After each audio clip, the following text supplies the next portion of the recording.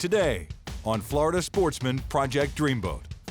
The 31-foot Contender's new fuel tanks are built to last by a powder coating treatment at TNT. This gentleman's restoring this boat and looking to keep it for a long time, so I want to make sure that it's going to last longer than it did when they originally came out. FS Boating editor George Labonte joins Jeff Toole and his sons aboard their custom-built 1987 Alumacraft. We started our day in the Mosquito Lagoon fishing in some very shallow water. This is definitely a capable fishing boat, but this is more than just a fishing boat to the Toole family. And the Contender project moves ahead in the fiberglass bay, with the deck being dropped in place and more. I've got this awesome improvement for this boat that's going to totally change it. I can't wait for you guys to see this. All coming up on Florida Sportsman Project Dreamboat.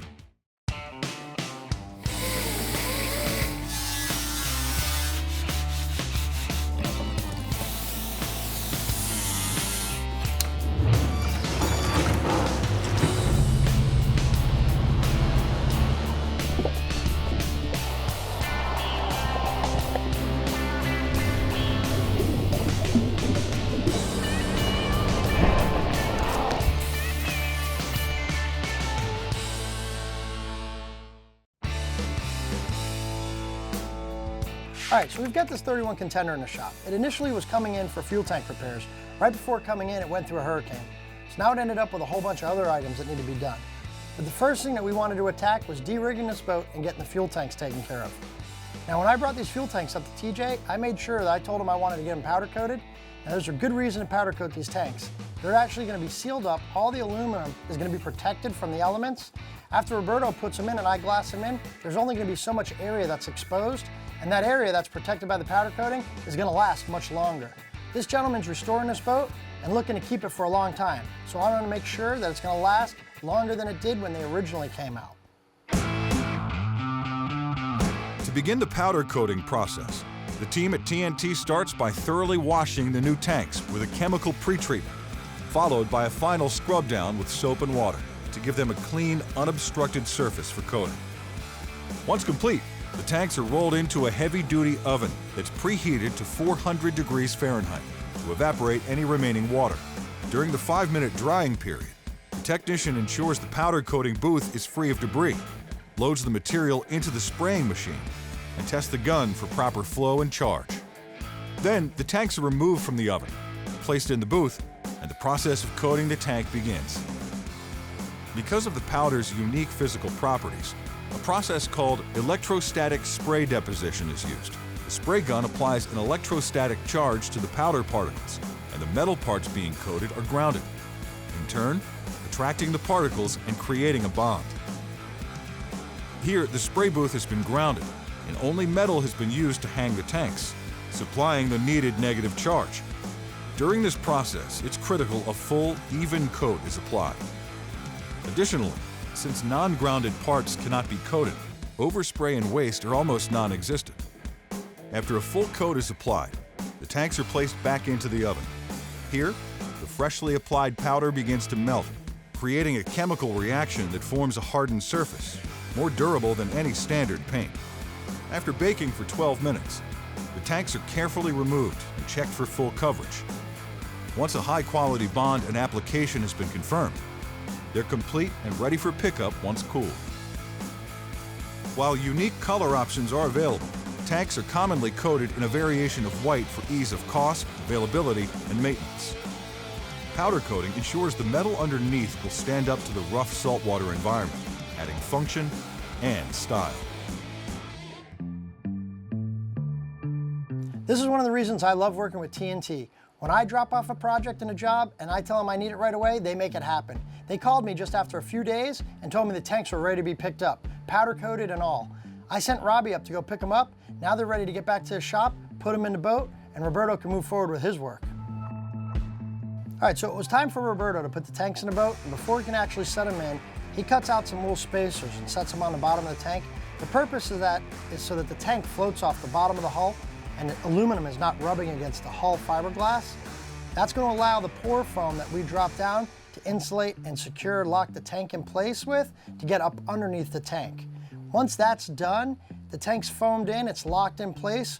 We're gonna grind that foam and we're gonna make it level on top of the tank, and we're actually gonna do an epoxy lamination that's gonna bond to the fuel tank, right onto the powder coated surface and up to the stringer. Now that's gonna give me a complete sealed compartment and cavity that's gonna not allow water or moisture to get down into that foam. I don't care if you use an open cell foam or a closed cell foam, when water gets in there, it's really hard to get it out. So I'm a firm believer in going the extra mile and doing the extra work just to make the job that much better than the other guys. By sealing all this foam up and doing that little bit of extra glass work, I'm gonna make these fuel tanks outlast the rest of this boat, and that's a fact.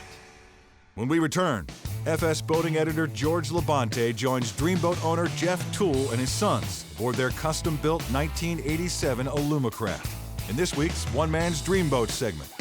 This segment brought to you by Engel, the best performance coolers on the market. Wake up early on your days off. Go on an adventure. Get out on the water. Here at Engel, we live for these days. We think you should spend more time in nature. Let us help you enjoy it. For those that care about quality, who want to get out into the world with a confidence that their gear is going to stand up to the day's challenges, Engel coolers are built for you. Welcome back to Florida Sportsman Project Dreamboat. Join us for this week's One Man's Dreamboat segment with Florida Sportsman boating editor George Labonte as we feature anglers who have already launched their dream. Florida Sportsman began these features 30 years ago, and the dreams just keep getting better. Today we're going to go to Titusville, Florida to meet up with Jeff Toole and his sons Dalton and Mason to take a look at their totally refurbished Alumacraft John boat that is really, really neat. Well, Jeff, we got a real pretty day here in Titusville. Tell me a little bit about what you really like to do with the boat. We just like to use it all around. We built it to run in shallow water, which when my son originally bought the boat, it was built for a skinny water boat, and we just updated it so it would just be a little bit more universal to do other things as well. I think updated it is a mild understatement. Well, I certainly appreciate it.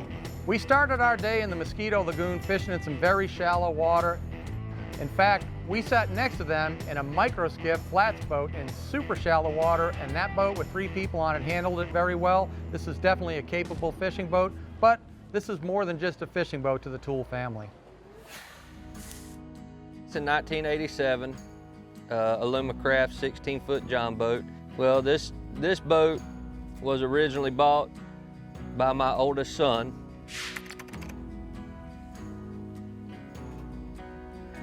All right. Sorry. Take your time. You want me to? I'll carry on with it. Go ahead. This was my originally was bought from my older brother. After he lost his life in a vehicle accident, we decided to take it and to build it to its best advantage it could possibly be built. When he bought the boat, he had it for 4 years. He bought it when he was 18, and shortly after he got out of high school. And the stuff that we done to it was stuff that he originally wanted to do to it and just never got around to it before his accident. So after his accident, we decided to take it and just completely redo the boat in his memory. Yeah, it was about a 10-month project from start to finish. It wasn't something that just happened overnight. There was a lot of thought that went into it, and a lot of work that went into it. When Jeff and Dalton decided to complete the restoration that Dustin had started, it was clear that they were going to go all the way to honor Dustin's memory. We had the front deck extended, and we had gunnels put in the side. We had the rear deck redone and extended. It had a 15-inch transom in it before, and we had that cut out. Had a 20-inch transom put in it. It had a 50-horse Johnson on it, and we took that off. and put a 2006 Yamaha 50 horse on it. We had the mini tower redone. We put the new helm on it, and new fuel tank, new batteries, trolling motor, and we had all the sea deck done. We sandblasted the boat and completely repainted it. And back to its original color. This was the original color of the boat. The pinstripes are the original color of the pinstripes for the boat. We just basically completely redone the boat to just make it as multi-purpose as possible, and just a boat that we could really enjoy. There was some of the things that we done on the boat. I mean, and the sea deck was definitely one of them that we done just so we could incorporate him into it. His name is on the front. This fish that's in the front deck right here was actually a fish that he drew himself and had it tattooed on his shoulder. Well, what we have, you know, a lot of people don't look at it like we do, but to me, it's a beautiful piece of art because there's hardly nothing around like it, and it was my brother's boat. He would have fell out if he could see it. You know, he's like, there's no way that the boat that I originally bought, there's no way that this is it. You know, because of the transformation that had come along, and I look at a lot of this stuff and I think of him every time I'm on the boat. You know, every day I think of him. But he was just a great young man. And there again, I don't know if this is allowed to be on your show or not, but we're a Christian family, and I know my son was a Christian, and I'll see him again. What Jeff and Dalton ended up with was something that was so much more, and something that I know Dustin would be really proud of.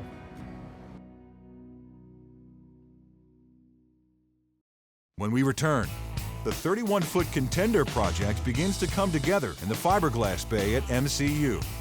This segment brought to you by Power Pole. Swift, silent, secure.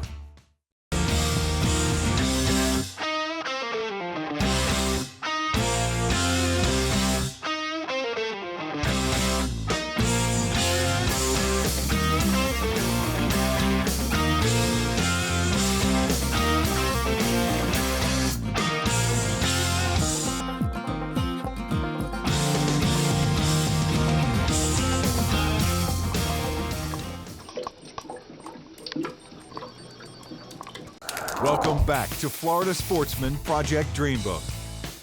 Join the fiberglass crew at MCU as they work to reinstall the decks, console, and more on the 31-foot Contender project. All right, so the 31 Contender is coming back together really nicely. Roberto and the guys got the fuel tanks installed now. It's time for the decks to go down. Once they get the decks down, we're going to be able to move forward and get started on the console work. Before the deck can be dropped down into place, the fuel tank's wires and hoses must be correctly installed and routed. Then, before anything is bonded permanently, the deck pieces are laid into place, aligned, and temporarily screwed down to check for the perfect fitment. Once confirmed, the bonding agent, the resin putty, is measured out and mixed together. Back on the boat, the deck pieces are lifted out of place, and the putty is applied to anywhere the deck will make contact. Then the cutout deck is dropped back into place and screwed down until flush. Putty is also used to fill any gaps or voids. Once dry, a grinder is used to remove a small strip of gel coat around the putty-filled gap. Once this strip has been created around the whole perimeter of freshly laid decking, fiberglass strips are cut to size and placed inside, creating a flush, permanent bond with the existing flooring. So Roberto and the guys reinstalled all the cut floor sections. They actually glassed and tabbed them all back in. Once that's down, then the console goes in. They're actually going to screw that down, but they're also going to glass it in. Now that's a really cool step that Contender takes. It's actually an extra step from your typical construction of a production boat, but it's definitely something that I feel should be done, and I'm actually glad to see there's a production boat company out there that takes that extra step. To begin the process of reinstalling the console, first, The center decking must be laid back down into place. Putty is used where the in-deck live well will hold water. The rest is held in place with stainless screws. Because of the console's weight, the whole crew is needed to safely drop the console back into place inside the boat.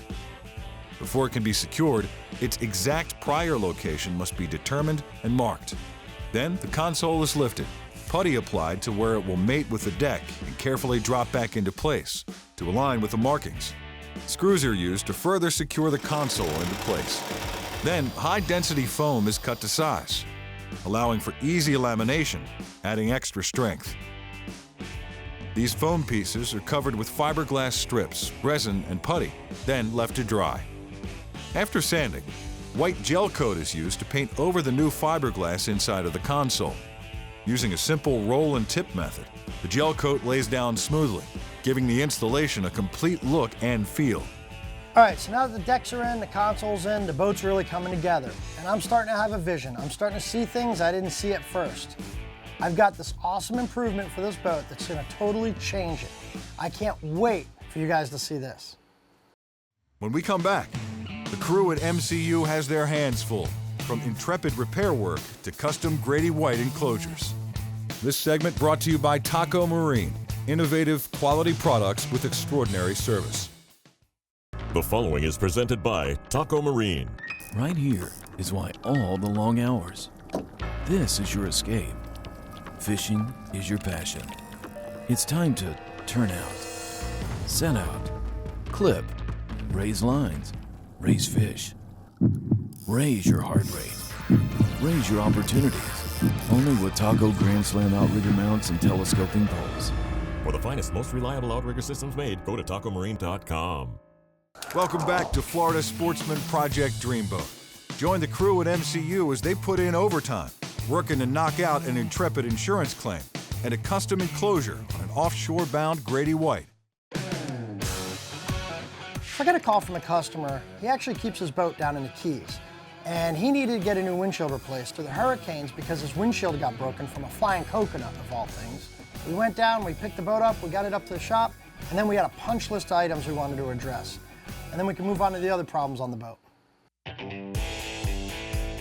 Well, this boat came in, it had a little bit of hurricane damage, so it had some warranty issues and also had some insurance work to be done on this boat. And one of his items that he had questioned was his trim tabs weren't working correctly. I said, let me see if I can't get this covered under warranty. So I contacted Bennett. Ben has always been great covering their products, you know, standing behind them. I told them what was wrong with the pump and what I needed, and they said, no, we're just gonna send you a whole new pump. Put that in, no questions asked.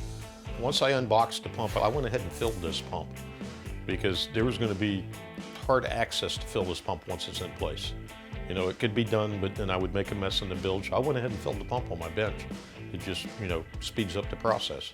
You do have a fill line, minimum and maximum on the side of the pump. You can see that. And then we just use a ATF transmission fluid in it. There are special fluids that you can buy to use in it that are just for tabs, but you're wasting your money. ATF is fine. I've been using it for well over 30 years in the Bennett product, and I've never had it cause any problems to the units or the tabs. So I jumped down in the bilge of the boat. The access wasn't that great and kind of hard to work on, really one hand at a time on it, but it wasn't too bad. I've seen worse. And Bennett's got a real cool feature for the mount for their hydraulic pump. It just slides down in it. It's like a little carriage. And if you hold on, I got one right here. So the pump just slides into it. You just got to loosen up the top screws to get a little bit of slack, slide the old pump out, and then I was able to slide the new pump in. If I were to have to mount this with the cap being on the boat, it would have been real tricky, but thank God it had the bracket already in there. So the pump slid right in place, tightened up a couple lines like I said, and everything's good to go. He's going to be happy. You got him a whole new pump. All right, so now that Steve's wrapping up that Intrepid, I need to get with Vic on this Grady White that came into the shop. I got a call from this customer a week ago, and he sent me some photos of his boat. He actually had just purchased it, but he was having a hard time looking through the windshield. I mean, this thing was horrible. The old acrylic, it looked like someone had been washing it with like a detergent or something. It dried it all out. It caused it to haze and crack up. I told the guy I had a great idea for a hard glass enclosure. That's actually like a soft enclosure, but with hard glass inside of it. So it's built with fabric and zippers. You build a phone booth that wraps completely around the console. He told me he's going to be doing some offshore fishing and possibly going to the Bahamas with the boat. So I gave him a great idea of putting extendable wings onto the phone booth enclosure. I got to get Vic rolling on it. Got to point out some things I want to make sure he gets done, and then he could get on his job and get it wrapped up. So the man came in with the Grady White and was getting splashed with salt out there, and his windshield was in bad shape. So we talked to Brian and went over it and had a discussion. Rather than do plastic for the plastic guys, we made him a hard glass phone booth with Stratoglass wings. Take your pattern, and then back in the shop is where all the magic happens. Cut your hem, cut your hard glass, and then that process of gluing it with the weight and letting it dry. The man was never going to roll up his front curtain or anything like that, so we made it out of hard glass. Won't turn colors on you, you know, it's just like looking out the glass of your window, kitchen window, you know. I mean, it just stays like that over the years. It just stays perfect, just like the glass in your house. His wings are removable, so he could roll them up. We made him a bag, and you could stow it away. So if you're out with your friends and you're going fishing and you see a little squall come in or something, your windshield only comes halfway. You need to go with a hard glass little phone booth, and you'll love it. It'll keep you dry, and you'll stay warm, because this is Florida. So Vic actually did a fabulous job on this enclosure. This thing came out incredible. I love how when I'm standing behind the wheel now and I'm looking through these clear glass windows, it's just like they're not even there. This glass is superior in terms of the clarity. Now in terms of the cost, there's a little bit of a difference. You could have went back with a plexiglass windshield for around 500 bucks. Then you could have went back with a soft glass enclosure for around 1,500 bucks. But when you get into a hard glass enclosure, it's probably gonna cost you a little over $2,000. But it's worth every penny, because these things, they're so much better for visual optics. It's just completely a different world standing behind a console with a hard glass enclosure. Next week on Florida Sportsman Project Dreamboat, the 31-foot Contender project moves from fiberglass to paint with an unexpected change of plans. FS Boating editor George Labonte joins Chris White on his 15-foot Pathfinder, rigged up for hardcore flats fishing.